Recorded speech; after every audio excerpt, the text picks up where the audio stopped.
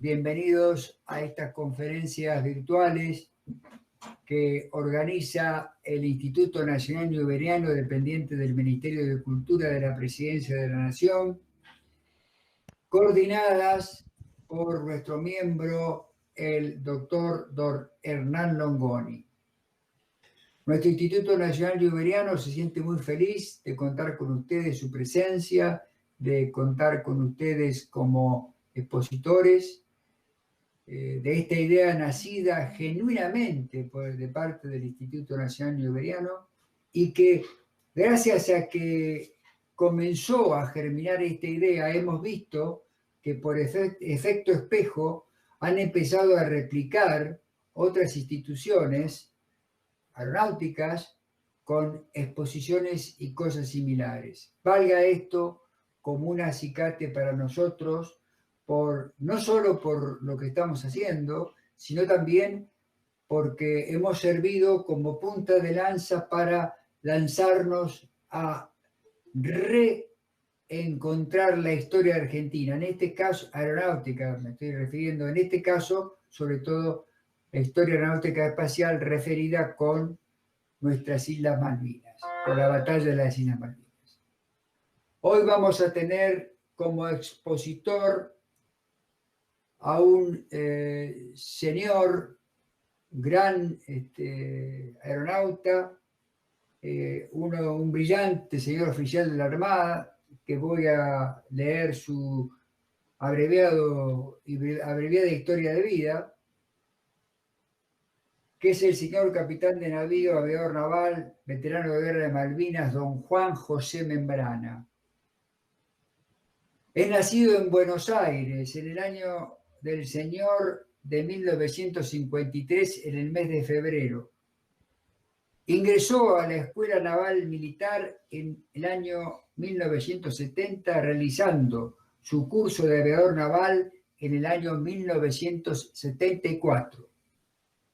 Siendo aviador naval, adquirió la capacitación de exploración y guerra antisubmarina como piloto del sistema Grumman Tracker Sierra 2 en la Escuadrilla Aeronaval Antisubmarina entre 1975 y 1979. En 1977 fue enviado a la Armada de los Estados Unidos para capacitarse como oficial señalero de portaaviones. Entre 1979 y 2001 se desempeñó como oficial señalero de aterrizaje. Como todos sabemos, el aterrizaje en portaaviones es sumamente dificultoso y de mucha precisión y se necesita señaleros muy entrenados. Durante la recuperación y defensa de nuestras Islas Malvinas en el año de 1982, cumplió 11 misiones de combate desde el portaaviones 25 de Mayo y la Estación Aeronaval Río Grande. En su carrera de aviador naval alcanzó 4.900 horas de vuelo y 280 enganches en portaaviones en operaciones diurnas y nocturnas. Cursó la Escuela de Guerra Naval en la Armada del Reino de España entre los años de 1993 y 1994. Es licenciado en Sistemas Navales y posee una maestría en Administración de Organizaciones. Es instructor certificado por la OASI en Seguridad de la Aviación e instructor en CRM y Factores Humanos. Realizó cursos de esa especialidad y de seguridad operacional en la Fuerza Aérea Argentina, en IATA, a instituciones del quehacer aeronáutico orientado en su fundamento a la gestión de las respuestas ante emergencias. En la actualidad, se desempeña como presidente del Instituto Aeronaval de la Armada de la República Argentina. Es miembro de número del Instituto Nacional Newberiano, miembro correspondiente de las academias Jorge Chávez Darnell, Argentina, y Santos Dumont, Argentina, siendo miembro fundador de esta última, que cumple 10 años de existencia el 20 de julio del corriente. Es caballero de la Orden de Legionarios de Loreto. En su intensa actividad académica se ha destacado en la historia sobre la aviación naval de la Armada de la República Argentina. Sus trabajos de investigación sobre hombres y mujeres y aeronaves han sido expuestos en foros y publicaciones de la República y en países amigos tales como España e Italia.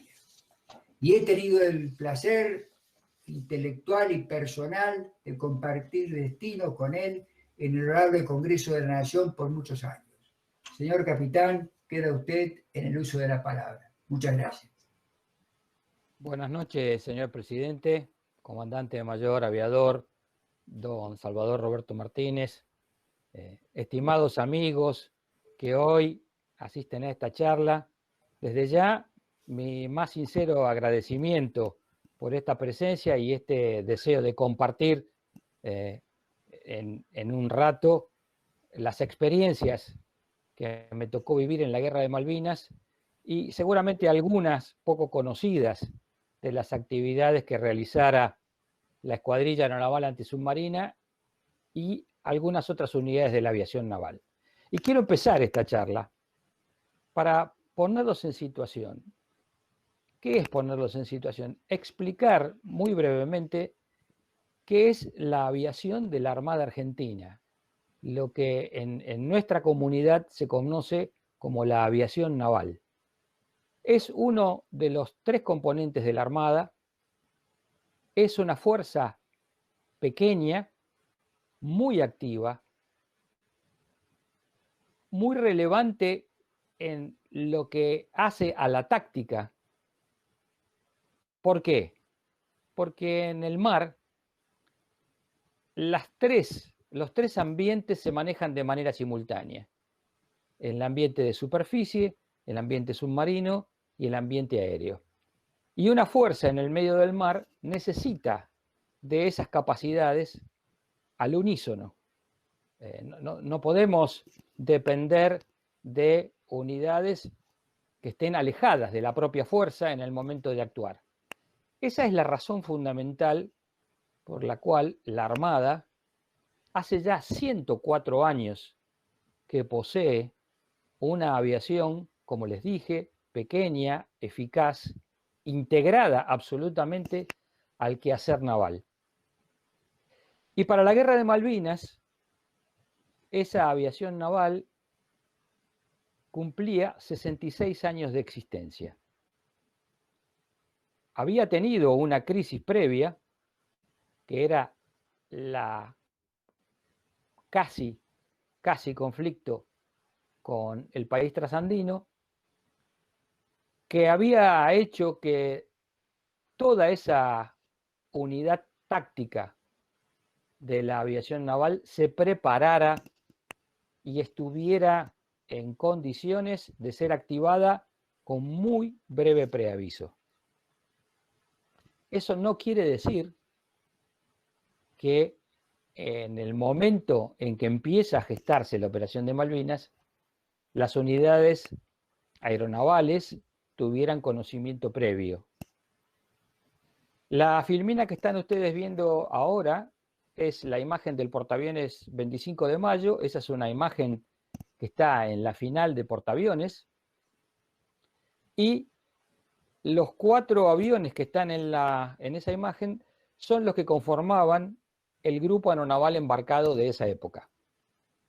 Ese grupo aeronaval embarcado, que también era pequeño, les quiero recordar que en ese momento, para el año 82, estaban vigentes los acuerdos interfuerzas operacionales que se habían desarrollado a lo largo de los años 70, por los cuales estaba claro cuál era el rol que cada una de las Fuerzas Armadas iba a cumplir. Y en esos acuerdos, en esa famosa Directiva 1 del 69, se aclaraba perfectamente cuáles eran las capacidades que podía tener la Armada en esa aviación naval, que fundamentalmente estaba ligada a las operaciones tácticas de la flota de mar. Digo tácticas porque hacen al uso de los medios aéreos en apoyo de las operaciones de las unidades de la flota de mar. Esa flota sí puede tener un valor estratégico y estratégico operacional porque tiene esa capacidad para desplazarse en la superficie del mar y llegar hasta donde la nación le diga que tiene que llegar. Estábamos centrados entonces a bordo del portaaviones 25 de mayo. Por favor, Hernán. El portaaviones 25 de mayo era el portaaviones adquirido por la Armada Argentina en reemplazo de la Independencia en los años 70. Llegó al país en noviembre del 69 y se incorporó ese mismo año a las actividades de la flota de mar. Era un portaaviones que disponía de una catapulta de vapor y por lo tanto nos permitía embarcar ahora por primera vez aviones reactores de interceptación y ataque unidos ya al grupo aéreo que era conformado por los aviones Tracker, en ese momento los helicópteros livianos del tipo Alouette y los helicópteros pesados del tipo Sikkim. Entonces, esta escuadrilla estaba integrada a ese grupo aéreo. La Escuadrilla Aeronaval Antisubmarina tenía como tarea y como misión realizar las operaciones de guerra antisubmarina con los aviones Tracker. En ese momento ya teníamos el modelo S-2E. La siguiente, por favor, Hernán. Y podíamos operar desde bases terrestres o desde el portaaviones. Y podíamos hacerlo en toda condición, operando diurno, nocturno o con meteorología adversa.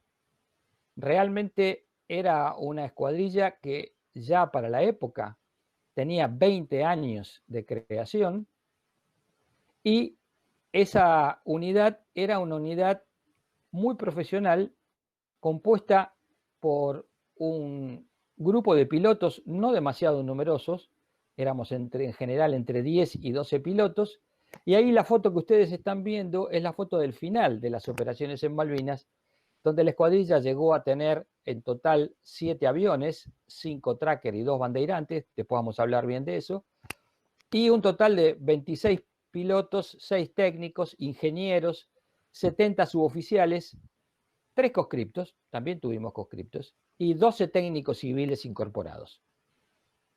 El avión Tracker, a mí me gusta definirlo como un laboratorio volante. Ese avión que está equipado con sensores electrónicos para la búsqueda de unidades de superficie y submarina, pero fundamentalmente orientado a la guerra antisubmarina, está tripulado por 4 personas. En la cabina delantera, un piloto y un copiloto, y en la cabina trasera, 2 operadores de sensores que hacen que toda la información que ese avión va recolectando a través de esos sensores en vuelo sea transmitida al piloto y al copiloto que están adelante para desarrollar una situación táctica dada. Es un avión que además de los sensores puede portar su propio armamento y como ustedes ven en la foto, atrás del avión, en la cola, por debajo de la cola, está el gancho de aterrizaje. Requiere, para ser operado de portaaviones, ser catapultado por esa catapulta que yo les decía y regresar a bordo y enganchar uno de los 6 cables que tiene el portaaviones. En la siguiente foto ustedes van a ver el momento en que el avión Tracker es catapultado. Al final de esa catapulta, que el avión está enganchado de su panza por un estrobo de metal, por un cabo de metal, el avión sale a volar.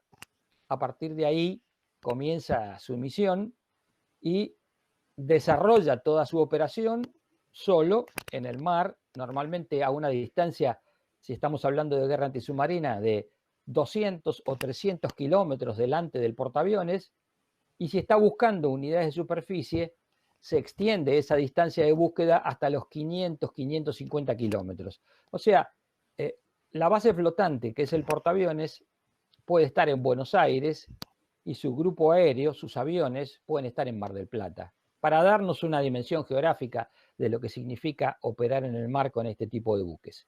En la siguiente fotografía ustedes van a ver la final de portaaviones. Básicamente esa línea amarilla en el centro de la pista es el eje de pista que los pilotos usamos para volar alineados. Es muy importante tocar la pista en condiciones de alineación.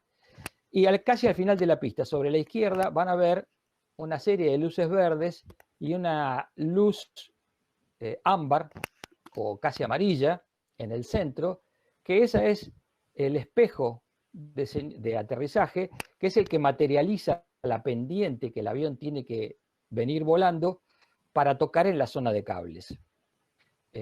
La tarea que comentaba Salvador, mi tarea de señalero de portaaviones, implicaba adiestrar a los pilotos de mi unidad en esa capacidad de operar a bordo del portaaviones y enganchar con seguridad. Yo siempre digo, el señalero no engancha al avión, el señalero simplemente le da seguridad a la maniobra. Trata de que el piloto, si tiene alguna desviación, la corrija y la corrija rápido, y fundamentalmente está para darle velocidad al proceso de aterrizaje. Cuando un portaaviones de estas características lanza su grupo aéreo, lo lanza en general por partes y lo va recuperando en un determinado momento prácticamente todo junto, porque los aviones no tienen la capacidad de repostar que no sea a bordo del buque. Por lo tanto, esta capacidad de enganchar rápido y bien es fundamental. Este buque estaba en una etapa de entrenamiento en marzo, fines de marzo del año 82. Habíamos embarcado alrededor del 23 de marzo y lo hacíamos básicamente para una de las etapas anuales de entrenamiento. Esas etapas anuales eran del orden de 5 o 6 a lo largo del año, una cada 45 días, donde el buque entrenaba a su grupo aéreo. Fundamentalmente lo hacía para mantener la calificación. Los pilotos están obligados a tener que actualizarse y recalificarse, como cualquier piloto. Cuando deja de volar, esa situación perjudica sus habilidades, por lo tanto, cada tanto necesita recalificarse. En portaaviones, esa recalificación tiene que hacerse dentro de los 30 días. Entonces, nosotros embarcábamos cada 45 y manteníamos ese nivel de entrenamiento a lo largo del año. De pronto, ese 23 de marzo nos desembarcan y regresamos a tierra. Una incertidumbre importante porque no sabíamos por qué habíamos regresado, suponíamos que quizá el buque hubiera tenido alguna falla, pero con el correr de los días subsiguientes fuimos teniendo que preparar equipamiento, hacer análisis de operaciones en pistas, trayectorias de vuelo, que nos hacía pensar que algo más estaba ocurriendo. Pensamos que quizás se estuviera desarrollando otra vez una crisis parecida a la del 78 y la flota de mar tenía que zarpar. Llega la orden de zarpar el día 28, ya habíamos terminado de embarcar todo lo necesario y el 29 zarpamos con el buque.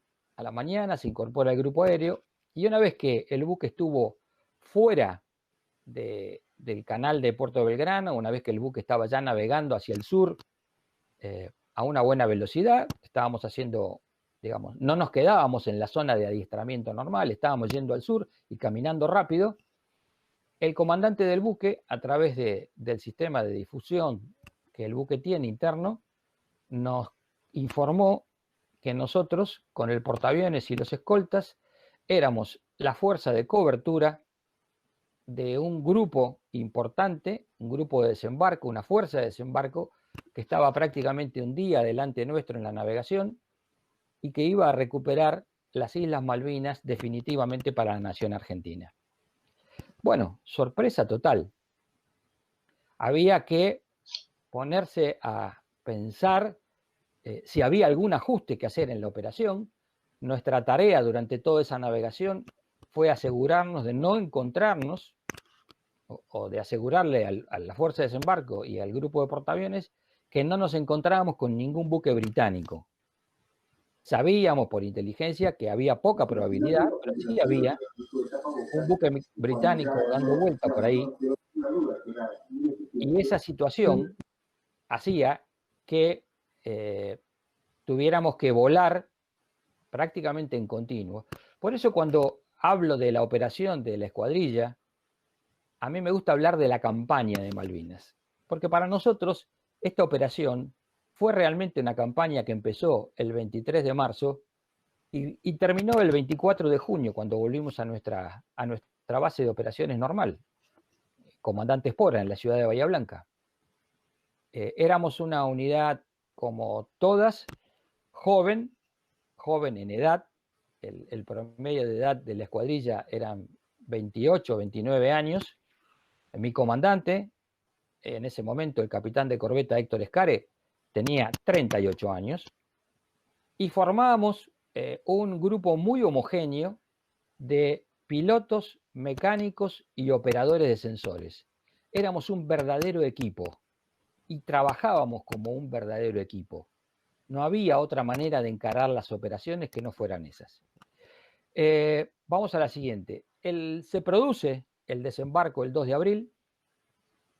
Como bien decía Salvador, en ese desembarco, que fue un desembarco con la orden de que fuera incruento, o sea, se dio la orden a las fuerzas argentinas que no debíamos afectar la vida de los pobladores de Malvinas, a los cuales debíamos considerar como ciudadanos argentinos, y tampoco, en lo posible, debíamos afectar la vida de las fuerzas británicas, que en una proporción pequeña, estamos hablando de no más de 80 hombres, defendían ese territorio.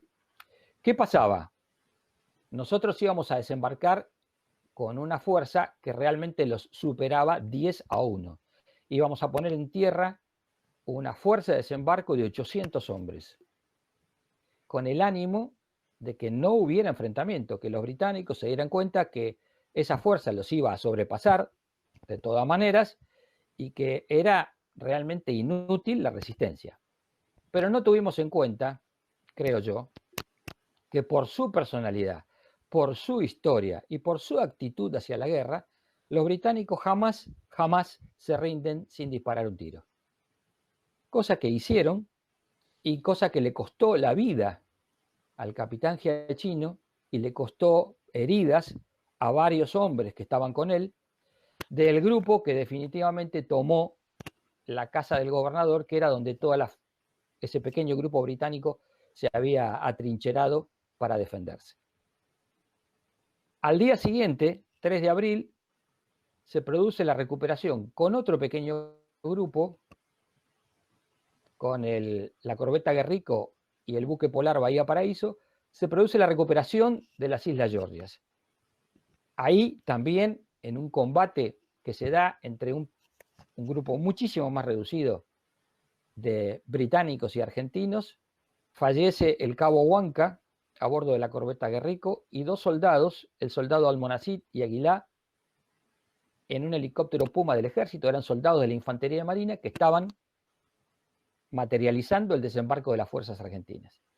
Quiere decir que en esos 2 primeros días la Argentina ya tenía 4 héroes, de los cuales hay que recordar su vida, porque ellos dieron la vida por nosotros, y no habíamos generado bajas a los ingleses. Pensamos, quizá, que esa era una situación donde los británicos iban a aceptar, a través de alguna negociación, este hecho consumado, después de los 149 años de reclamos insistentes para negociar una salida. Nosotros no recuperamos las Malvinas de trasnochados. No voy a hablar de la decisión política, si era el momento o no era el momento, pero sí habíamos reclamado insistentemente en todos los foros posibles y en toda la comunidad internacional que el Reino Unido de la Gran Bretaña e Irlanda del Norte, la corona británica, tenía que sentarse con los gobiernos argentinos a negociar una salida de esto que había empezado por una invasión británica a las Islas Malvinas en 1833. Bueno, esto no se dio así. Al día siguiente, ese mismo 3 de abril, tuvimos que desembarcar con 2 aviones a Malvinas. Fue una operación que no la teníamos prevista tampoco. Nos ordenaron desembarcar con esos 2 aviones. Bajó un grupo de tripulantes, un grupo de pilotos, un grupo de mecánicos para sostener el cruce de los buques mercantes. Te pido la siguiente, Hernán, por favor.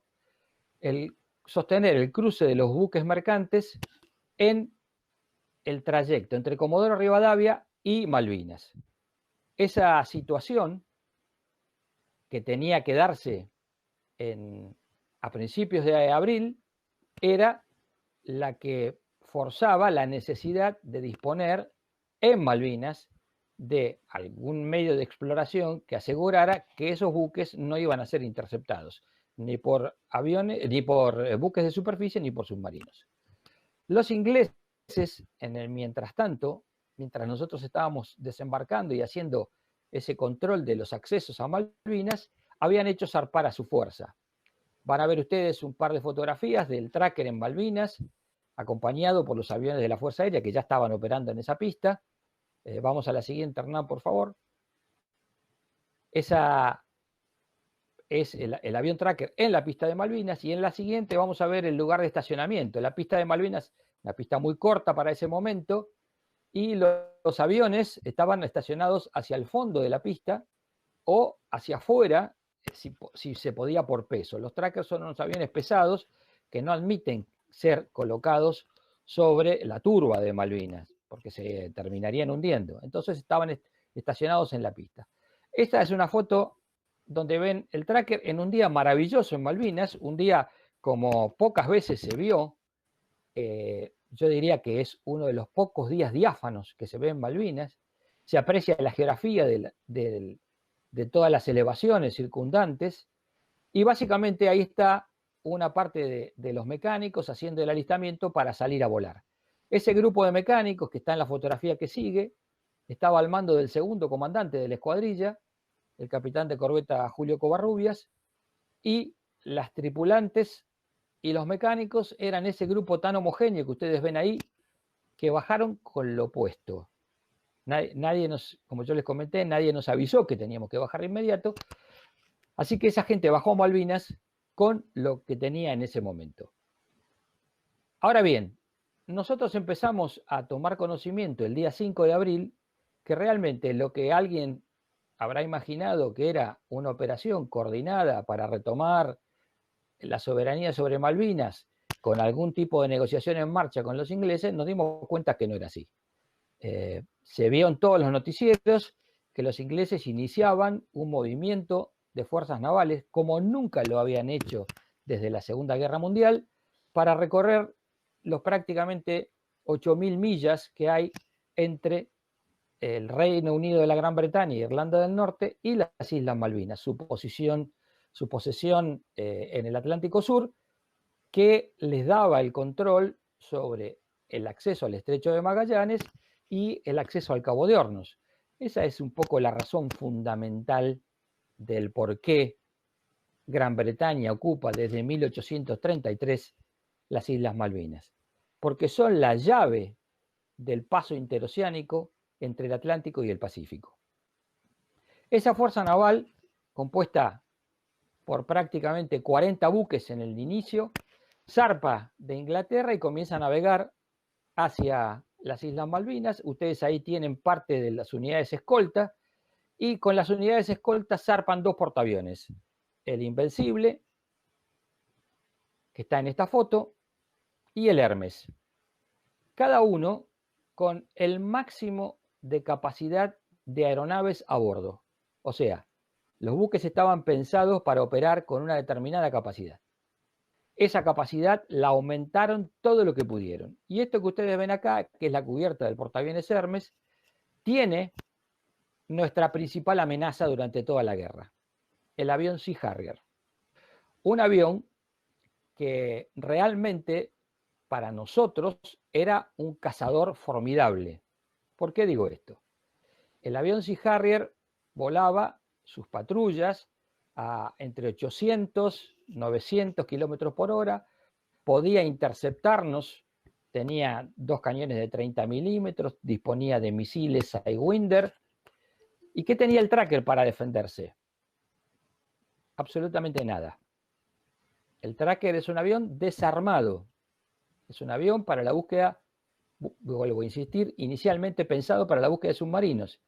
Nosotros íbamos a tener que desarrollar una actividad que, si bien en el marco regional era una cosa razonable, el buscar unidades de superficie, en una fuerza como la británica, protegida por portaaviones, con destructores de defensa aérea y aviones y Harrier, realmente era una misión de altísimo riesgo, porque nuestro avión volaba solamente a un sexto de la velocidad de un Sea Harrier. Los Sea Harrier volaban a casi 900 kilómetros por hora y nosotros, con suerte, llegábamos a los 200, 220, 230. O sea que era una diferencia de velocidades abismales, nos convertía prácticamente en un blanco estacionario, aunque nosotros quisiéramos movernos rápido. Por lo tanto, nuestra táctica durante toda la guerra fue la evasión. Fuimos expertos en evadir las patrullas aéreas de combate británico y la detección de los radares británicos. Mientras esto pasaba, se veía que la plataforma de Puerto Argentino cada vez se llenaba de más pertrechos, más aviones, más personal.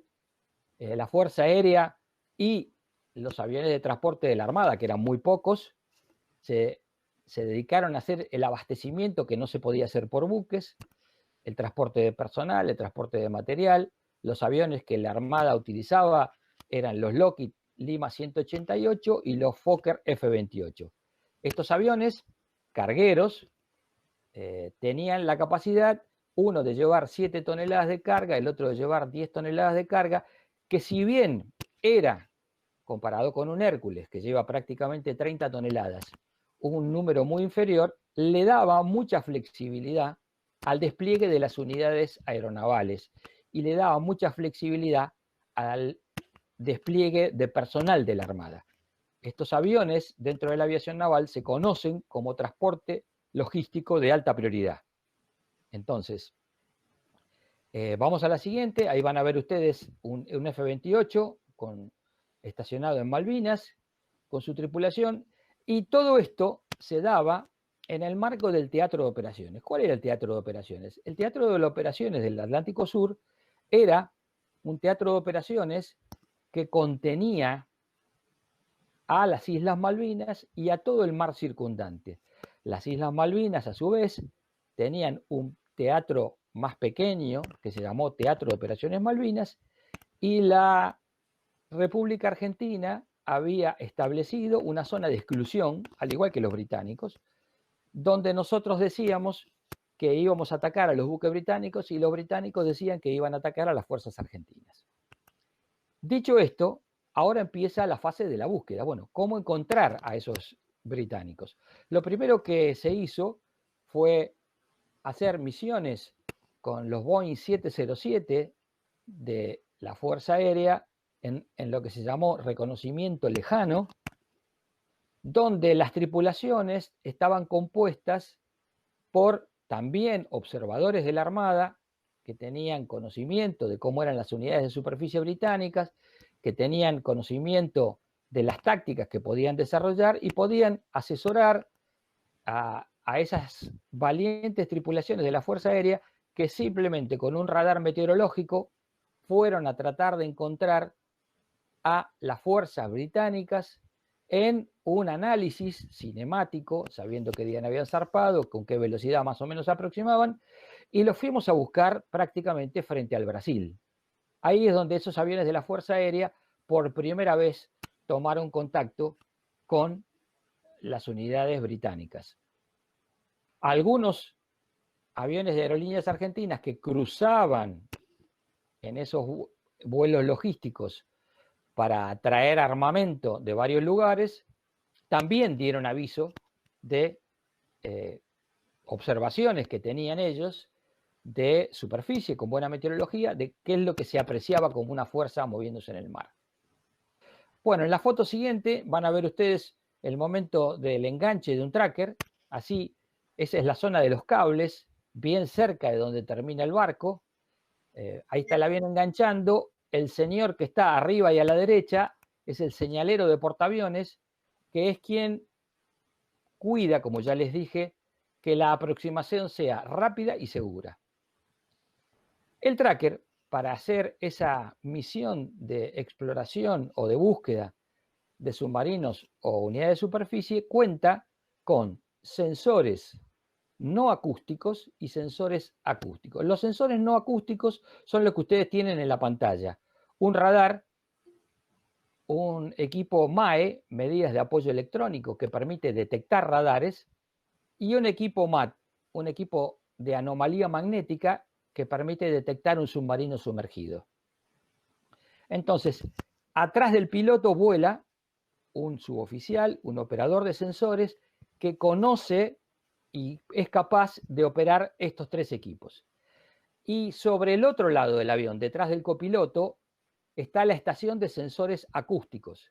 Esa estación de sensores acústicos es la que permite, a través de las sonoboyas, que después ya vamos a ver, que el avión registre los sonidos que un posible submarino emite debajo del agua.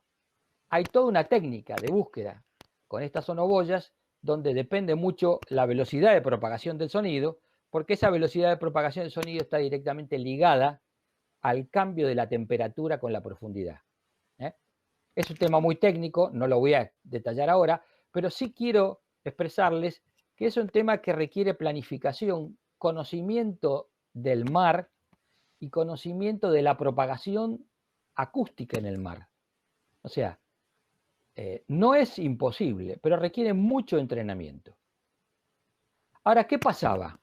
Si nosotros salíamos en esta configuración de guerra antisubmarina, había unos radares que justamente eran para nosotros los más peligrosos, los radares de búsqueda lejana de la Fuerza Británica, los radares del tipo 965, que nosotros no los podíamos escuchar con los equipos que teníamos a bordo. Y entonces acá es donde viene una parte importante de lo que todos los hombres de las Fuerzas Armadas hemos hecho a lo largo de nuestra carrera, que es estudiar las capacidades de los potenciales enemigos. Plantearnos nosotros, y si resulta que tenemos que hacer tal tarea contra tal tipo de buque, ¿qué deberíamos hacer? Así como un cazador se plantea, si yo me tengo que enfrentar aire-aire con este modelo de avión, ¿qué hago? Los antisubmarinos y exploradores tenemos que estar muy atentos a esta capacidad electrónica. Y esta capacidad electrónica la desarrollaron los ingenieros del taller de electrónica de la base aeronaval Comandante Espora, a través de la idea de un oficial que con una antena de UHF, que era la banda donde emitía ese radar, nos hicieron una instalación de un analizador de espectro y de un osciloscopio. En esta foto que ustedes tienen ahí, están removidos los dos equipos para ver las sonoboyas y están colocados el analizador de espectro y el osciloscopio. El analizador de espectro nos permitía ver las frecuencias y la potencia de la señal, y el osciloscopio nos permitía medir los valores de esa señal, el ancho de pulso de la señal del radar, la frecuencia de repetición de pulso, o sea, todo lo que se conoce como la firma electrónica de ese radar. Ahora bien, esas emisiones son instantáneas prácticamente. Por lo tanto, no había forma de grabar, no teníamos manera de grabar esto.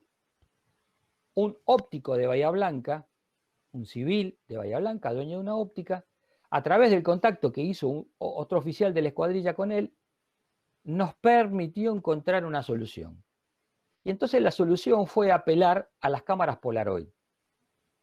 Las cámaras Polaroid permiten, como ustedes se acordarán, ya están en desuso prácticamente, pero permiten revelar la fotografía de manera prácticamente en muy poquito tiempo. En 1 o 2 minutos uno tiene la foto revelada en la mano como la que ustedes están viendo en la pantalla. Entonces eso nos permitía, esa cámara Polaroid, que además tenía una adaptación de un lente especial para poder sacar, casi diría como si uno hablara de una fotografía macro, una fotografía a 20 centímetros de distancia, nos permitía sacar fotografías del radar y nos permitía sacar fotografías del analizador de espectro. Por lo tanto, teníamos la capacidad ahora de traernos de regreso y de analizar en el momento las señales reales de los radares que mirábamos. Estas son fotografías originales sacadas en combate a través de ese analizador de espectro que ustedes tienen ahí, de una firma de un radar 965, un radar de búsqueda lejana británica. Bueno, con todo este equipamiento, ahora, ¿cómo lo íbamos a utilizar? ¿Qué íbamos a hacer? ¿Cómo íbamos a volar? Bueno, íbamos a volar en trayectorias triangulares saliendo desde el portaaviones, en trayectorias que nos llevaban a prácticamente unos 500 kilómetros de distancia del portaaviones, y en esos círculos que ustedes ven en amarillo son los lugares donde íbamos a emitir con el radar. ¿Qué hacíamos? Veníamos a baja altura, empezábamos a escuchar o a ver en el analizador de espectro las señales de los radares británicos, y esta imagen que ustedes están viendo ahora de ese triángulo donde se están emitiendo en esos lugares amarillos, era la trayectoria que normalmente hacíamos 2, 3 y hasta 4 veces por día en dirección hacia la fuerza enemiga para poder encontrarla, que esa era la tarea que nos habían dado. La primera prioridad era encontrar a la fuerza de portaaviones enemigas. Bueno, teníamos que tener en cuenta los radares, y ahora sí vamos a la imagen que pasaste recién, Hernán. Esta imagen que ya la pasó el teniente Mayora la semana pasada, el lunes pasado, cuando hablaba, era el mismo problema que teníamos todos. Lo tenía el Superetandar, lo tenía el Neptune, lo tenía el Tracker, lo tenían los aviones de la Fuerza Aérea, lo tenían los bombarderos Canberra, lo tenían los aviones de ataque de la Fuerza Aérea. Los ingleses ponían toda la cantidad de energía posible a través de los distintos tipos de radares para poder encontrar a nuestros aviones. Y lo único que podíamos hacer los aviones argentinos era volar por debajo de esas señales de radar. Si vamos a la próxima, Hernán, van a ver que nosotros construimos, a través de los ensayos que hicimos con 2 destructores propios, el Hércules y el Santísima Trinidad, que eran exactamente iguales a los británicos, y entonces podíamos analizar muy bien esos radares, podíamos saber en qué momento la intensidad de las señales le generaba a ese buque un eco sobre nuestra plataforma. Entonces, lo que hacíamos, volábamos en lo que llamábamos una zona segura. Una zona segura que estaba dada siempre en base a una altura y a una distancia al blanco. Esa zona segura nos permitía empezar a escuchar los radares ingleses a unos 200 kilómetros de distancia y llegar hasta prácticamente los 5 kilómetros de distancia de los buques británicos sin que los buques británicos nos vieran, pegados al agua, y nosotros poder subir rápidamente, emitir con nuestro radar, sacar una posición exacta. ¿Por qué? Porque eso había que transmitirlo al portaaviones para poder hacer o poder materializar un ataque de los aviones A4, que eran solamente en ese momento 8 a bordo del portaaviones. Era todo el grupo de ataque que la Armada tenía embarcado. 8 aviones por todo concepto. Esos 8 aviones iban a tener que llegar a una posición que el tracker les dijera, Y nosotros lo que sí habíamos practicado mucho a raíz de este conflicto que habíamos tenido con Chile, o esta crisis, habíamos practicado mucho cómo guiar a esos aviones.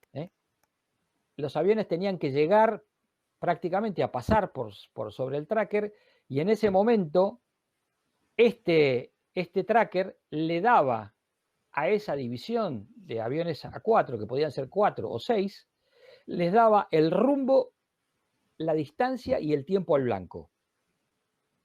¿Qué quiere decir esto? Que para un avión de ataque que se mueve a 450 nudos o 420, esas 50, 60 millas de distancia le implicaban un recorrido de 7 minutos. Eso es lo que tenían que navegar hasta el blanco. Pero necesitaban un rumbo, y ese rumbo y ese tiempo se lo tenía que calcular el avión explorador, que tenía que quedarse en proximidades de la fuerza británica, que no se podía ir muy lejos, sí podía bajar a la mínima altura que pudiera volar. Uno siempre dice, en tiempo de paz hay alturas de seguridad.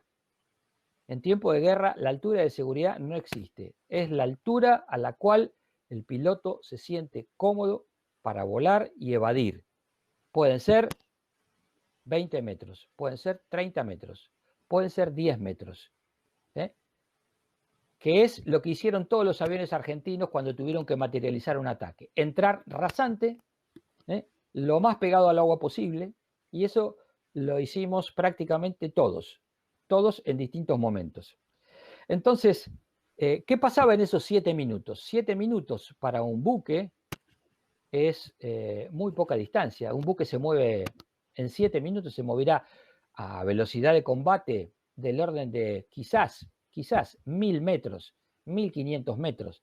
O sea que los aviones van a llegar y lo van a ver. Eso es lo fundamental del ataque en mar abierto, donde uno no tiene ninguna referencia. Por eso, cuando los británicos se vieron aferrados a una situación geográfica como ser bombardeando Puerto Argentino o desembarcando en San Carlos, la situación era relativamente más simple, porque llegado a esos puntos geográficos, los aviones de ataque tenían que ser capaces de verlos. Sí era importante tener buena meteorología, porque con mala meteorología, nubes bajas o niebla, prácticamente la capacidad de ver a un buque de superficie se pone muy difícil. Entonces, los británicos venían hacia Malvinas, habían declarado su zona de exclusión, ellos tenían que hacer un programa de reabastecimiento, nosotros tratábamos de encontrar lo más lejos posible a esos buques, y llegamos entonces, vamos a la siguiente, Hernán, por favor, llegamos a la capacidad de encontrar o buscar a tanto los buques de reabastecimiento como los portaaviones, que eran las unidades fundamentales. Si los ingleses se quedaban sin reabastecimiento en el mar o se quedaban sin portaaviones, la operación de desembarco fracasaba. Entonces esa era nuestra prioridad. Embarcamos a finales de abril y el 26 de abril nos encontramos con la noticia que un pequeño grupo de las fuerzas británicas habían logrado reducir a la guarnición, que era muy pequeña, que había quedado en las Islas Georgias, y habían averiado al submarino Santa Fe. El submarino Santa Fe entró por debajo de los buques británicos a Georgias, pero fue sorprendido en la salida. Quedó averiado y posteriormente se hundió en el muelle de Grytviken, de Leyte. Entonces, cuando zarpamos nosotros sabíamos que los británicos venían decididos a recuperar. Y para recuperar iban a hacer uso de la fuerza. El 1 de mayo, a la mañana, esto se evidenció aún más al recibir las noticias del bombardeo por el avión Vulcan y por aviones Sea Harrier de portaaviones que habían hecho sobre el aeropuerto de Puerto Argentino. Habían tratado de neutralizar la pista, habían logrado un impacto sobre la pista que, gracias a Dios, había solamente neutralizado la mitad de la pista, o sea que la pista seguía operable, y nosotros teníamos ahora la tarea de encontrar a esa fuerza de portaaviones, y para eso íbamos a desarrollar estas tácticas que yo les acabo de explicar para poder guiar a nuestros aviones de ataque. Nuestros aviones de ataque que estaban preparados con la munición que daba nuestra selección de armamento, que para atacar rasante había que atacar con bombas de una cantidad de kilogramos que eran del orden de los 250, 300 kilos, y cola frenada, cola retardada. Cuando uno lanza una munición a baja altura, esa munición sigue volando a la velocidad del avión, y si el avión no hace algo o la munición no hace algo, llegan juntos al blanco. Vamos a la siguiente. Entonces, la munición frenada se utiliza para poder lanzarla. Ahí se ve el amunicionamiento del grupo aéreo. Esa munición se lanza y se frena en el aire a través de una cola o de un paracaídas para que el avión atacante pase primero y la bomba llegue un poco después. La meteorología en el Atlántico Sur en esa época no es muy buena, y realmente tanto los británicos como nosotros la sufrimos. El Atlántico Sur, a partir de fines de abril, empieza a ser un mar hostil. Empieza a ser un mar donde si uno se cae, la supervivencia va a ser muy difícil. No solamente por el estado de mar, sino por la temperatura. Entonces, el 1 de mayo, llegamos nosotros a una posición, después de tener ciertos avisos el día 29 a través de nuestras alarmas radar, llegamos a una posición que nos permitió, el 1 de mayo a la 1:30 de la tarde, conocer dónde estaba la flota británica. Ustedes van a ver ahí una flecha azul.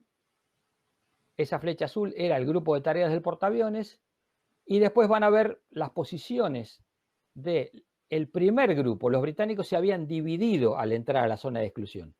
Un portaaviones y 6 o 7 escoltas venían a enfrentarse con el 25 de mayo y sus escoltas.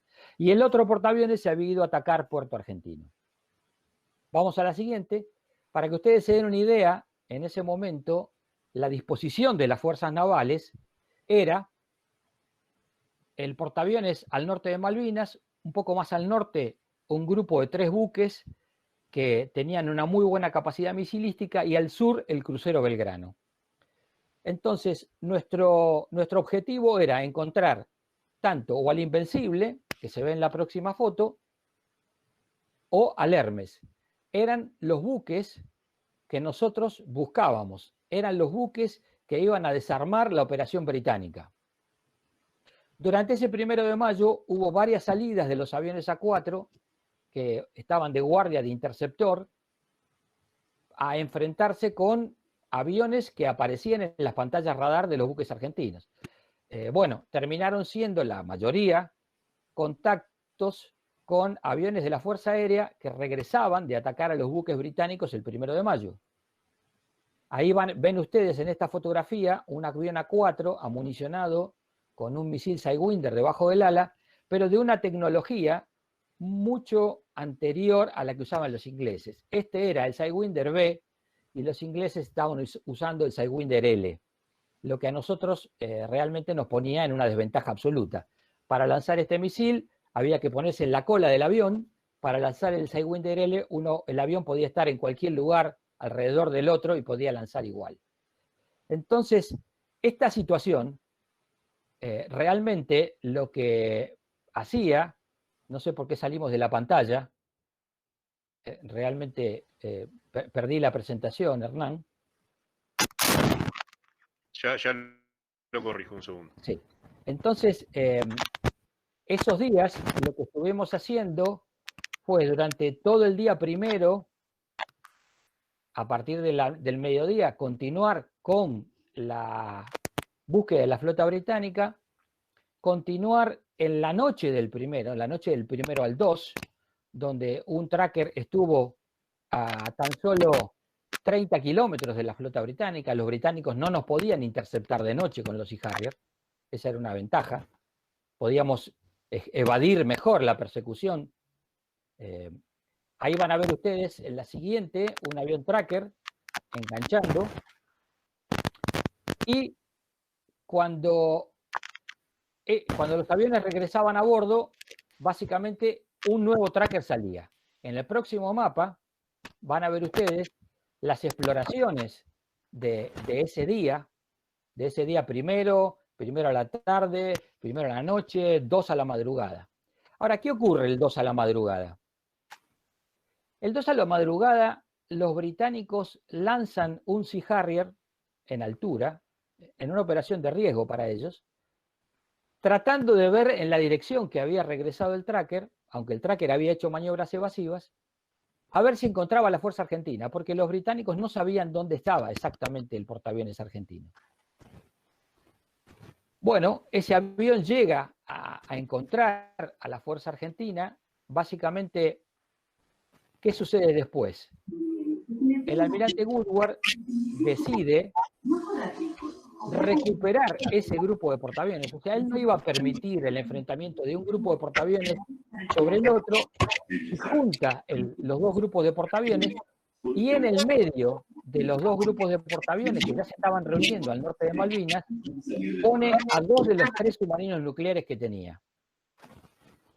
Los submarinos nucleares eran al norte, o sea, próximos a donde estaba el portaaviones argentino, el Spartan y el Splendid, y al sur estaba el Conqueror, el famoso Conqueror que se hizo famoso básicamente por hundir al crucero General Belgrano. Entonces, este es el submarino Conqueror. ¿Qué pasó el 2 a la madrugada? El presidente Belaúnde Terry, de Perú, hace una oferta de paz a los embajadores británico y argentino en Lima. Esa oferta de paz se transmite a los gobiernos. El gobierno argentino dice que acepta ir a una negociación con la anuencia del presidente peruano. El embajador británico dice que está esperando directivas de su gobierno, y así transcurre el día 2. Transcurre el día 2 ¿hasta cuándo? Hasta que a las 4:30 de la tarde, para evitar tener que ir a ningún tipo de negociación, los británicos, específicamente el submarino Conqueror, hunden al crucero General Belgrano. El crucero General Belgrano es atacado por este submarino con 3 torpedos, de los cuales 2 hacen impacto en el crucero y estallan. El tercero hace impacto en un destructor y no estalla. Esos 2 torpedos le hacen perder la proa al crucero Belgrano y le hacen estallar su sala de máquinas, produciendo la mayor cantidad de bajas, lamentablemente, de toda la guerra. El crucero se hunde, como dice su lema, irse a pique antes que arriar el pabellón. Se hunde con 323 héroes que tienen hoy en el crucero Belgrano su tumba de guerra. Eso hace que el crucero y el grupo del crucero quede desarticulado y provoca un shock en la Armada, y la Armada, que ahora no sabe dónde están los 2 portaaviones británicos, porque ya no los tiene más en el radar. Los británicos se habían bajado muy al sudeste para poder estar en libertad de acción y no tener que preocuparse del portaaviones argentino, tratando de que ese portaaviones viniera al sudeste y se enganchara con los 2 submarinos que lo estaban esperando.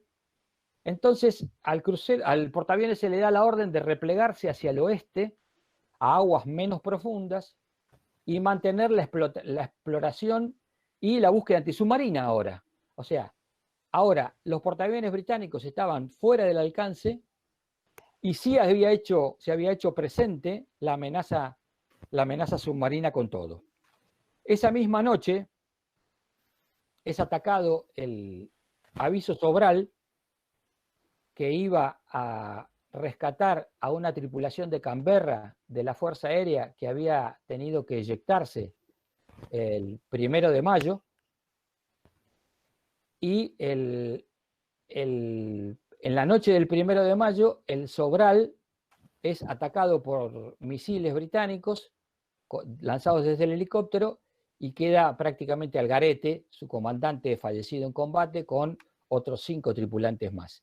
Al día siguiente, el 3 de mayo, se produce una salida de reconocimiento armado de los aviones Maki que al regreso, bajo una circunstancia de alerta roja, uno de los aviones, el piloteado por el teniente Carlos Benítez, se estrella en las proximidades de la pista de Puerto Argentino.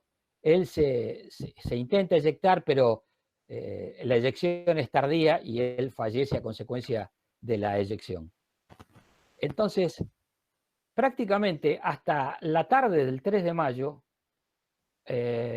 había costado un esfuerzo, y un esfuerzo en vidas impresionante. El portaaviones había tenido que cambiar su configuración y ahora estaba preocupado en proteger de la acción de los submarinos. ¿De qué submarinos estamos hablando? Del Splendid y el Spartan. Ahora sí, el Splendid y el Spartan van a la casa del 25 de mayo. Esto no lo decimos nosotros. Nos enteramos de esto mucho tiempo después. Nos enteramos de esto prácticamente cuando los ingleses abrieron los informes de combate de los submarinos británicos hace 4 años atrás, hace 5 años atrás, cuando se cumplieron los 33 años de la guerra. Se abrieron esos informes y pudimos nosotros saber dónde estaban esos submarinos. Y lo que nos encontramos es que los submarinos también estaban preocupados por el apoyo aéreo antisubmarino del portaaviones, que fue la diferencia fundamental con el crucero Belgrano. Ahí ven un tracker que se estaba municionando con bombas antisubmarinas, cambiando su configuración. ¿Por qué? Porque en la zona donde estaba navegando el el portaaviones, el submarino Splendid se dedica a cazarlo. Y casi lo logra en la madrugada del 4 de mayo.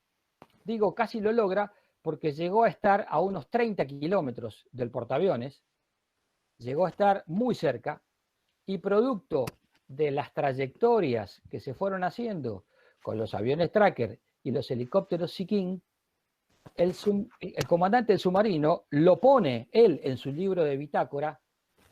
Va a esperar una mejor oportunidad porque considera que en aguas poco profundas él se expone demasiado y va a esperar a tener una nueva oportunidad para encontrarse con el portaaviones. Pensemos que un submarino británico nuclear es un submarino muy grande, es un submarino de casi 90 metros de largo y 8.000 toneladas en inmersión. Es un submarino que si pierde el plano, o sea, cambia a 1 grado la inclinación de su nariz cuando está debajo del agua, en unos minutos llega al fondo, en 50, 60, 70 metros de profundidad. Por eso se le hacía tan complicado y el comandante decidió esperar. Ahora bien, nunca más recuperó el contacto con el portaaviones. El portaaviones entró al Golfo San Jorge, había recibido la orden de regresar a aguas poco profundas cerca de Bahía Blanca, y en la mañana del 5 sale una misión de un tracker a buscar ahora al aviso Sobral, del cual no se tenía ninguna noticia. Y en esa salida, esas son las sonoboyas, esto es lo que yo les comentaba, esta imagen es la de las sonoboyas, que es lo que uno siembra para escuchar el submarino, y en la siguiente vamos a ver en rojo la trayectoria del submarino Splendid, las sonoboyas son los puntos verdes, y en azul, azul oscuro, la trayectoria del portaaviones. Entonces, como ustedes ven, el submarino cruzó por entre medio de esas sonoboyas. Nosotros no tuvimos indicación, pero en la guerra antisubmarina es tan importante encontrar al submarino como evitar que el submarino encuentre al buque de superficie. Eso fue lo que se logró, cumpliendo simplemente la doctrina de la guerra antisubmarina, que es utilizar las sonoboyas de manera pasiva y utilizar los sensores del avión de manera activa, emitir con el radar para que ese submarino escuche las emisiones y se sienta buscado. Bueno, eso es lo que anotó el comandante submarino Splendid en esa madrugada del 4, que estaba siendo buscado por aviones, estaba en baja profundidad y que realmente no se podía acercar. Al mediodía de ese día, y no voy a entrar en detalles, sino solamente voy a mostrar las fotos, la segunda escuadrilla aeronaval de caza y ataque logra, a través de los misiles Exocet, contado por el teniente Mayora, logra el hundimiento de Sheffield. Pasamos a la siguiente, Hernán.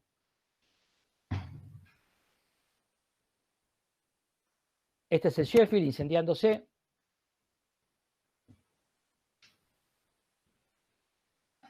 Es un impacto tan importante para la Marina Británica como es el... Los ingleses pensaban que no iban a tener problemas con los misiles Exocet y que iban, con su capacidad en los grupos aéreos, iban a poder rechazar a la aviación argentina. Y realmente se equivocaron. Los misiles Exocet estuvieron activos y la aviación argentina, cubriéndose de gloria, toda, la de exploración, la de ataque, los helicópteros, los de transportes, la aviación argentina toda le dio a la Marina inglesa una lección de heroísmo y valentía que aún hoy, 38 años después, se recuerda en los libros de historia, por lo menos en los británicos.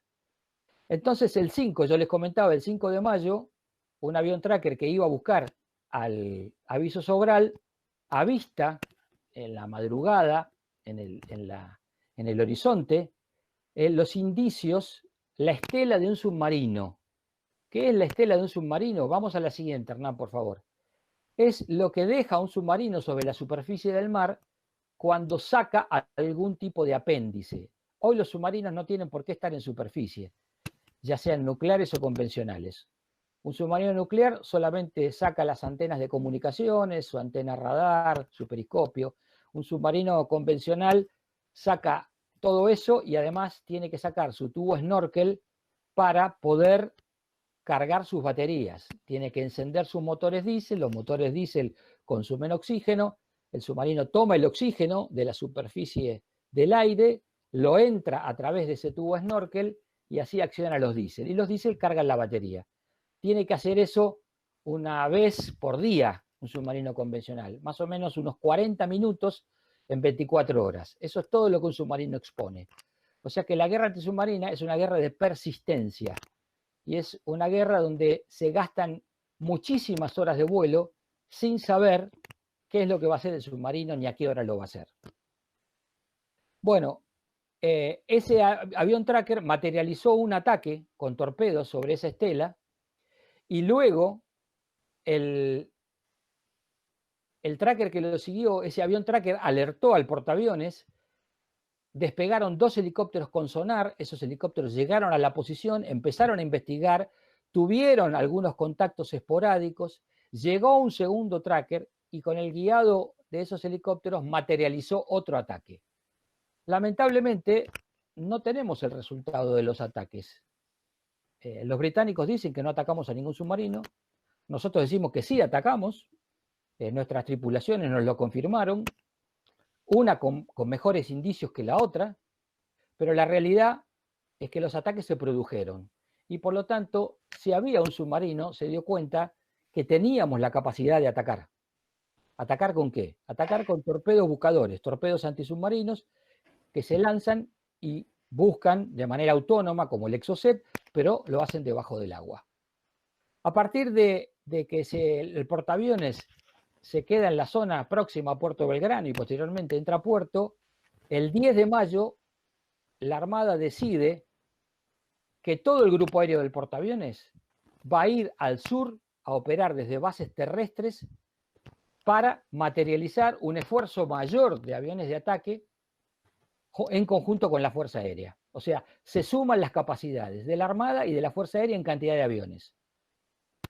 Vamos a operar a una vieja pista, los trackers, que es la Estación Aeronaval de Río Gallegos, una vieja pista que estaba en desuso, tenía baches, hubo que ponerla en servicio, y ahí operamos desde el 12 de mayo hasta el 14 de junio. Ahí volamos con los aviones, al principio pintados de blanco, después con pintores que vinieron de los arsenales, pintaron esos aviones de gris.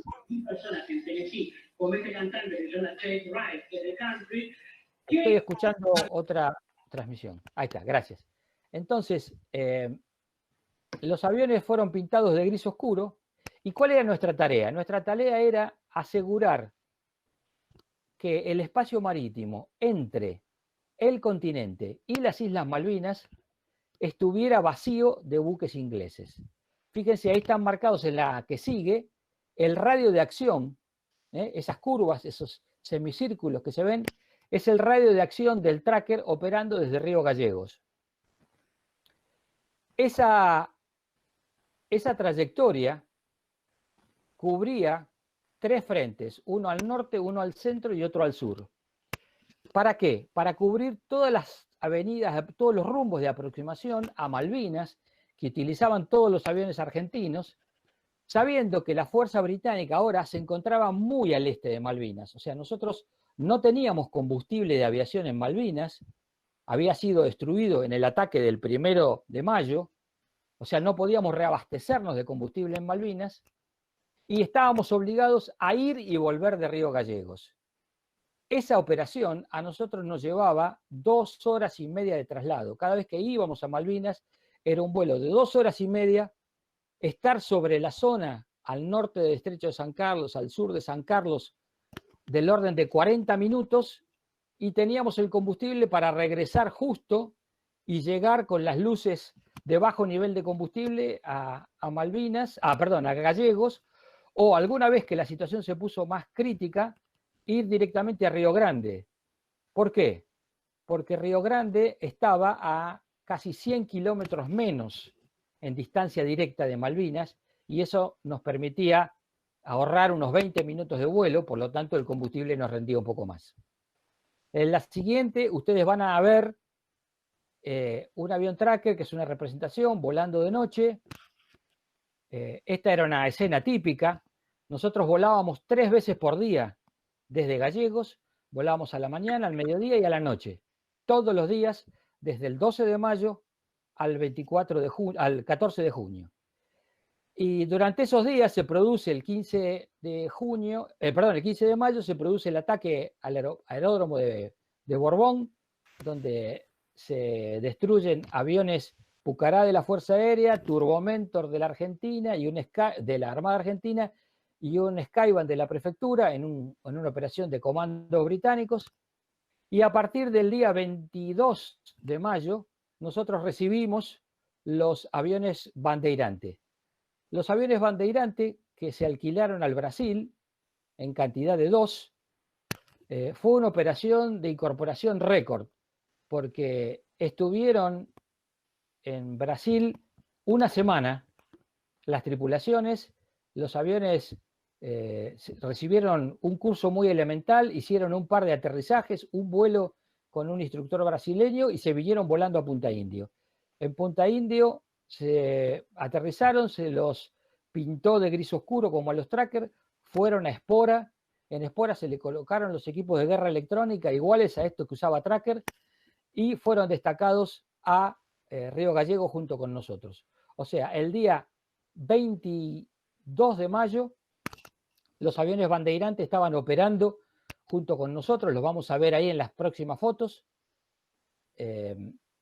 y volaron 39 misiones de combate, o sea, prácticamente más de una por día, casi 2 por día. Bueno, el 21 de mayo se produce el desembarco británico, desembarco que es alertado también por un maquis de la Armada, volado por el teniente Owen Kripa, que llega a San Carlos a través de una información del teniente Esteban del Ejército, que estaba con una compañía con una sección, estaban haciendo la vigilancia de ese lugar, y el teniente Kripa hace el croquis y avisa de la operación de desembarco británica en una maniobra de un heroísmo absoluto, porque entra a San Carlos, ataca una fragata británica, sale de San Carlos y después regresa para contar cuántos buques había en el lugar. Los ingleses ese mismo día ya tenían en tierra las estaciones de los misiles Rapier, que conforman, junto con todos los buques que estaban en San Carlos, la defensa. Y ahí empieza la etapa de las operaciones anfibias británicas, propiamente dicha, donde a partir del día 21, esa cabecera de playa de San Carlos es sometida a la presión de los aviones de ataque de la Fuerza Aérea y de la Armada, que atacan innumerable cantidad de buques. Los más conocidos por parte de la aviación naval son la fragata Ardent y la fragata Antelope, el día 21 y 22, y después el día 23 el destructor Antrim y otra fragata británica. Producto de estos ataques, pierde la vida el teniente Marcelo Márquez, discúlpenme, querido amigo, gran camarada, en el primer ataque del día 21, cae en acción dándole la alerta a sus compañeros de misión de que estaban siendo atacados por una PAC de Harrier. Ese ataque es con reabastecimiento en vuelo de la Fuerza Aérea a través de los KC-130, que reabastecieron tanto a los A4 como a los Superestandard, al igual que los aviones de la Fuerza Aérea en varias oportunidades. Y el día siguiente, el 23, se produce el fallecimiento al regreso de una misión del capitán Zubizarreta, producto de una eyección que debe hacer al averiarse, al romperse la rueda de nariz en el aterrizaje. Venía cargado con bombas y se eyecta y falla el asiento eyectable y fallece en la pista de Río Grande. Nosotros entonces nos dedicamos a hacer esos 3 misiones de exploración por día, cruzando a Malvinas con tracker y con bandeirante, sabiendo que podíamos ser interceptados, utilizando todos los sensores disponibles para poder avistar y chequear que no hubiera ningún buque británico entre las Islas Malvinas y la costa de la República Argentina, para que nuestros aviones cruzaran lo más seguro posible. Y si aparecía algún buque, tener la capacidad de guiar. En esas acciones del 21, 22, 23 de mayo, nuestros aviones tracker estuvieron al norte de Malvinas y al sur de Malvinas como, llamémosle, ángeles de la guardia, para tratar de, si alguien era eyectado y podía poner en el aire su baliza SARVE, nosotros poder retransmitir que había pilotos sobrevivientes. Bueno, acá van a ver en la foto siguiente una foto de bandeirante. En la foto siguiente van a ver una foto del bandeirante y del tracker operando desde la pista de Río Gallego. Aterrizaba uno y salía el otro. En la foto siguiente, los 2 aviones en la plataforma de la Estación Aeronaval de Río Gallegos, con un Skyvan de la prefectura y un helicóptero de la empresa Helicópteros Marinos que nos daba la seguridad. Y en la foto siguiente van a ver la configuración de armamento que utilizábamos cuando volábamos en Malvinas para estar ante la posibilidad de, si teníamos un contacto visual con una unidad submarina, poder hacer un ataque con lo que tuviéramos, sea con bombas o con un torpedo en la bahía de torpedos o con alguna cohetera. El 25 de mayo, vamos a la siguiente, se producen los ataques sobre el Atlantic Conveyor por parte de la Armada, sobre la Coventry y la Bradsworth por parte de la Fuerza Aérea. Resultado de los ataques, el Coventry hundido por la Fuerza Aérea, el Atlantic Conveyor hundido por la Armada. Durante todos esos días, el apoyo logístico a Malvinas nunca se interrumpe, pese a los esfuerzos británicos. Los aviones de la Armada hacen un total de 17 cruces nocturnos durante ese periodo del 1 de mayo al 14 de junio. Y los aviones de la Fuerza Aérea, al igual que los de la Armada, entran a reabastecer a Puerto Argentino en todas las oportunidades que pueden. El día 28, en una misión de apoyo cercano sobre la guarnición de Ganso Verde, Pradera de Ganso, fallece en combate el teniente de corbeta Daniel Miguel, un joven oficial, y acá no quiero enfatizar la palabra joven porque todos eran jóvenes. Eso es otra cosa fundamental que yo le pido a nuestros ciudadanos que entiendan. La guerra le toca a los jóvenes. Por eso es tan importante el análisis de si hay que ir a la guerra o no. Porque cuando una nación decide ir a la guerra, decide empeñar a su juventud, a lo más preciado que tiene, a sus líderes desde el mañana. Los va a exponer, los va a desgastar, los va a ofrendar, como se ofrendaron los 649 héroes argentinos en el mar, en la tierra y en el aire. El 30 de mayo se produce la última acción de los Exocet en una acción extraordinaria de las Fuerzas Armadas Argentinas, en una acción conjunta con 2 aviones Superestandar y 4 A4 de la Fuerza Aérea, reabastecidos en vuelo por la Fuerza Aérea, cosa que ya fue narrada por el teniente Mayora, que da como resultado, en nuestra opinión, averías o el hundimiento del portaaviones Invencible. Mis nietos averiguarán eso algún día.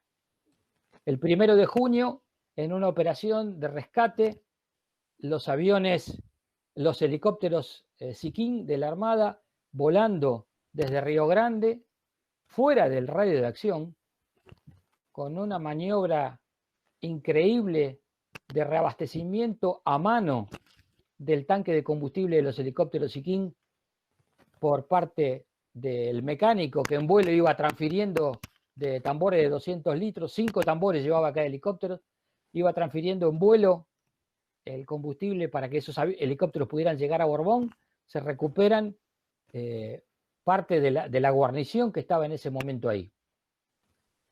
Y por último, en la noche del 12 de junio, las fuerzas que estaban en Puerto Argentino, que digamos la parte de las unidades navales que estaban junto con la Fuerza Aérea y el Ejército de Puerto Argentino, a través del lanzamiento de un misil Exocet basado en tierra, que había sido sacado de una unidad de superficie, en una maniobra conjunta con un radar RACIT del Ejército, todo inventado a pulmón, le averían el destructor Glamorgan con un misil que lo deja fuera de combate.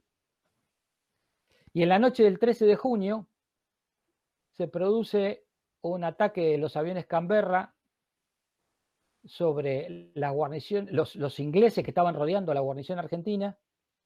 Durante ese ataque es derribado el Canberra B-108, piloteado por el capitán Pastrán y el capitán Casado.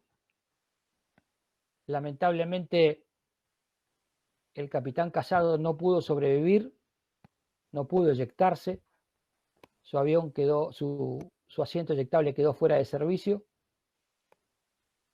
Y a la mañana siguiente, muy temprano, una tripulación de la Escuadrilla Naval Antisubmarina salió a buscarlos. Nos tocó en suerte ser el último vuelo operativo argentino sobre Malvinas, yendo a buscar a nuestros camaradas de la Fuerza Aérea derribados en proximidades de Puerto Argentino.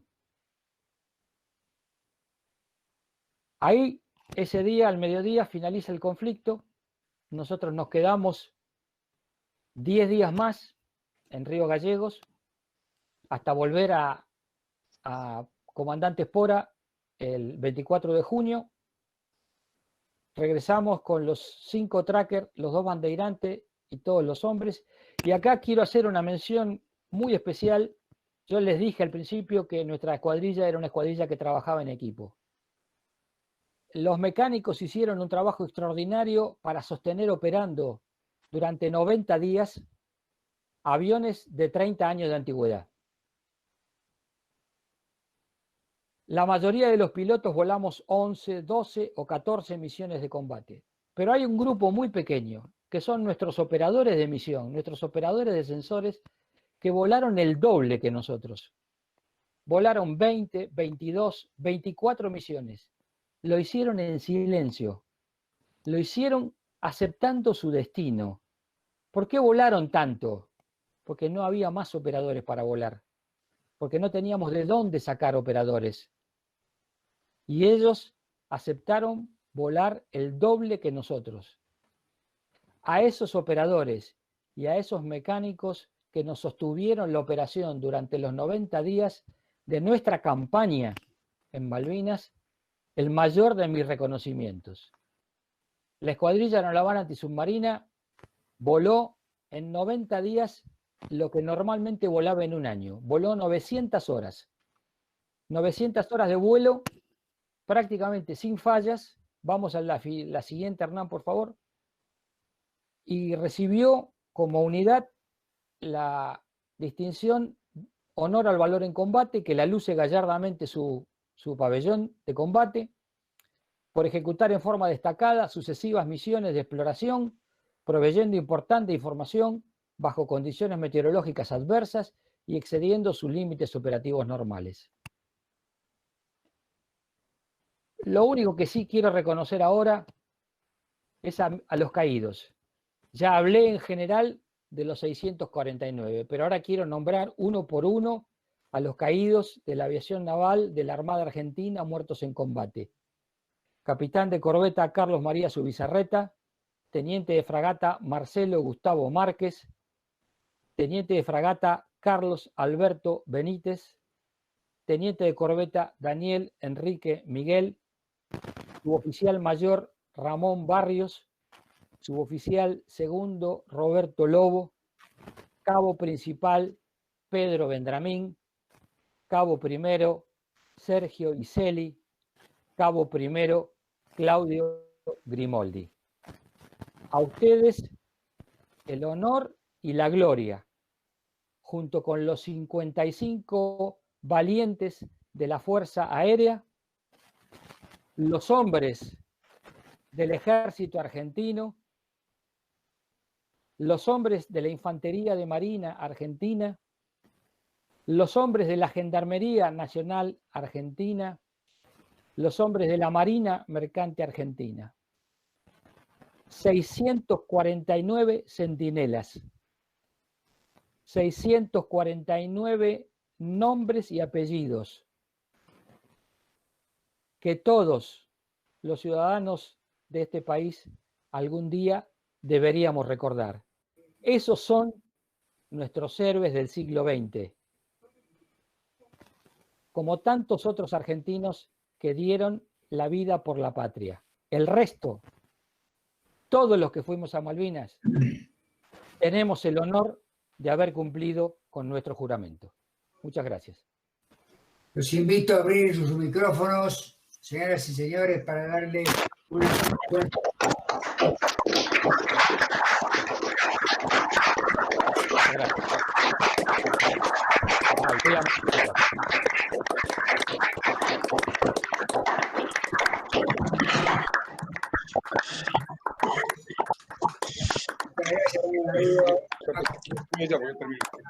Continuar lugares en Malvinas. Doctor, tenemos algunas preguntas.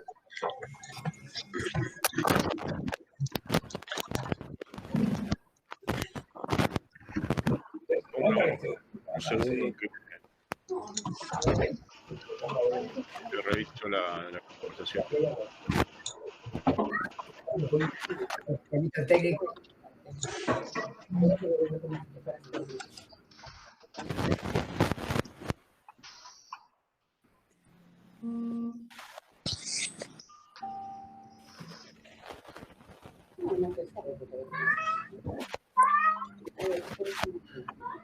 Bueno, Tincho, realmente, Sí. como nombraron al señor, la exposición fue tan completa y tan bien documentada que lo único que tengo en el chat y en mi celular son palabras de felicitación y de agradecimiento. Sí, exactamente. Realmente no hay preguntas.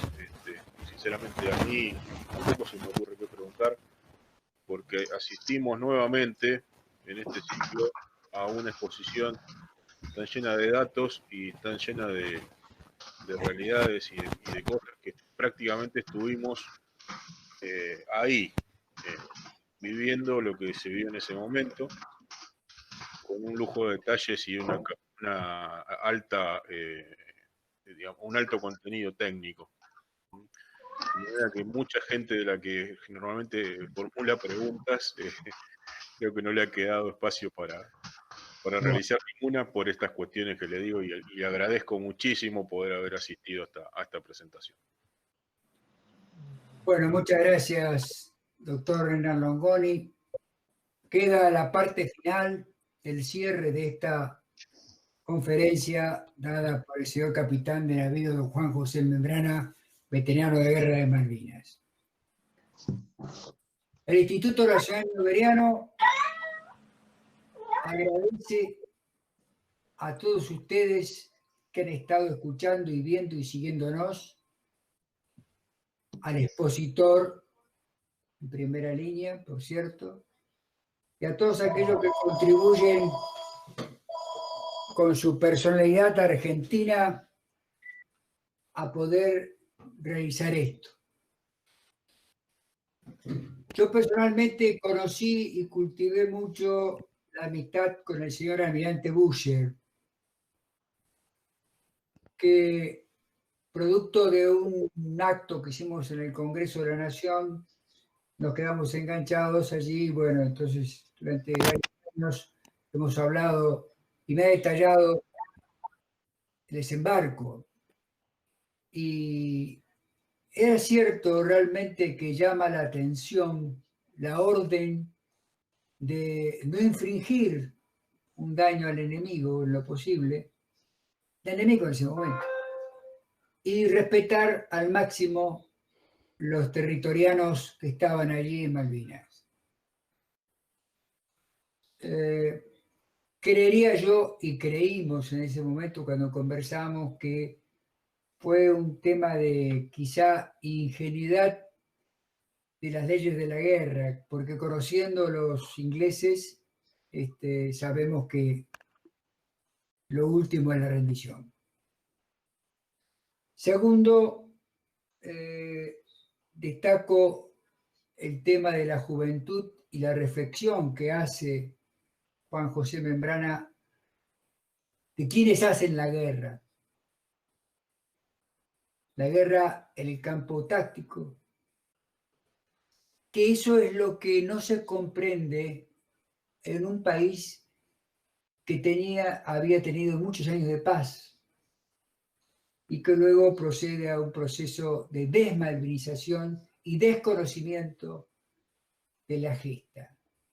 No queremos decir con esto de ser belicistas o amantes de la guerra, pero sí hablar con realidades sustantivadas en documentos y veracidades, no en falsedades.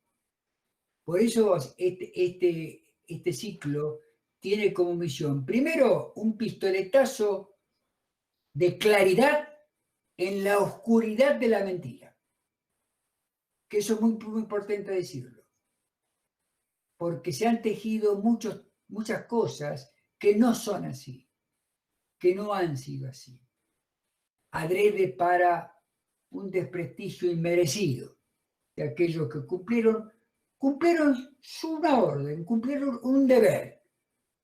La disciplina es para el militar lo que los barrotes de un preso, de una celda de un preso, es la ley que le hace cumplir la sociedad.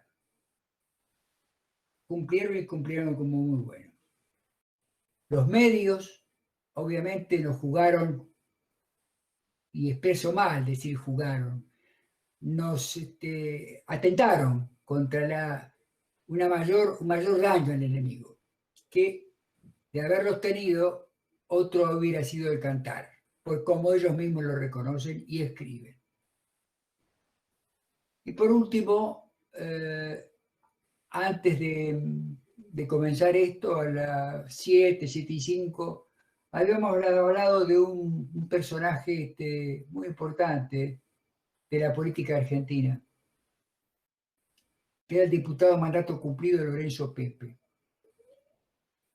Lorenzo Pepe fue uno de los artífices de las condecoraciones a nuestros héroes malvineros que volvieron y los que quedaron allá.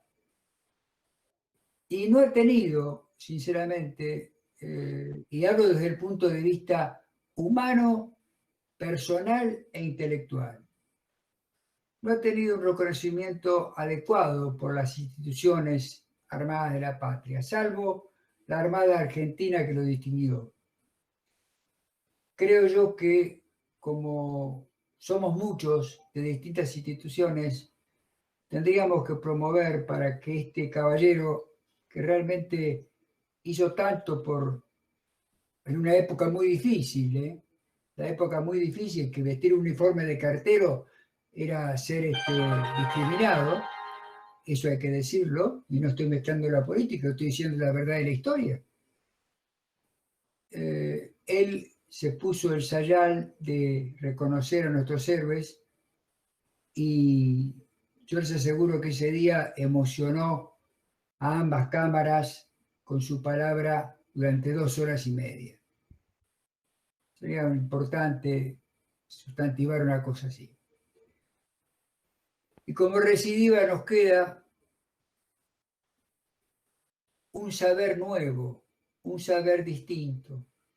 Nos queda una parte de nuestra historia importante, escrita con honor, con hidalguía, con valor. Y esas no son cosas que se compran en ningún bazar, ni se encuentran a la vuelta de la esquina.